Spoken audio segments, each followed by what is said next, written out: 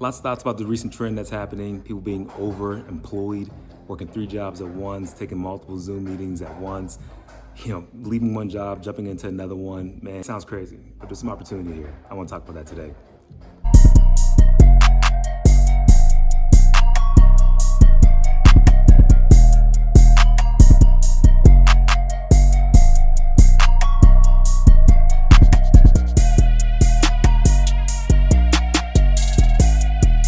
So there's this trend that's going on called overemployed.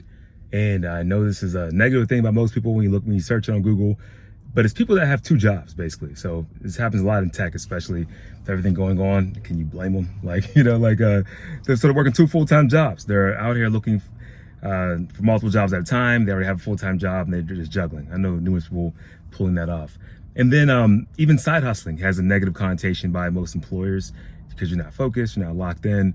And I can understand where they're coming from. Focusing and locking in has been one of the things I could improve on, but I'll give you the other side of the coin as well. Maybe some good, interesting dialogue that we can have in the comments here.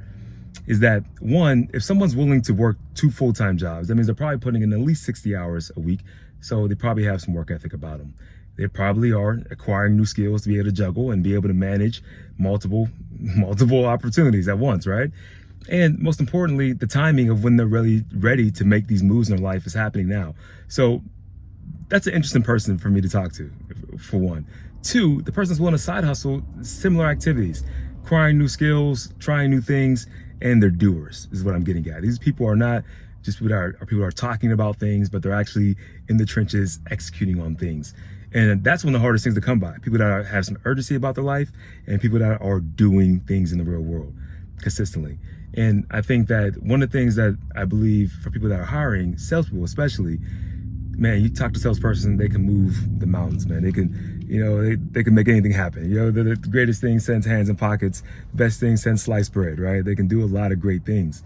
However, finding someone that's actively willing to prove to you that they're doing these and paying them a commission as an independent salesperson is something that I've been really interested in exploring because it's working for a couple of my reps. They have full-time jobs. They weren't sure about doing it, and I'm seeing them produce on a consistent basis.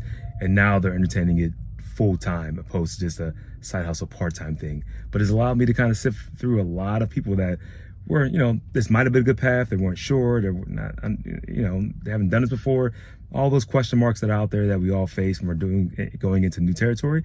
This is a great way to kind of allow everyone to test the waters without fully committing, and still making sure that people get compensated when they put up the numbers that they're believing that they're capable of doing.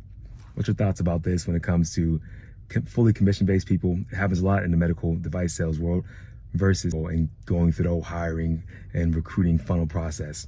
I'd love to get your thoughts. Drop some comments below. And even overemployed, is that a bad thing for right now? It's currently happening.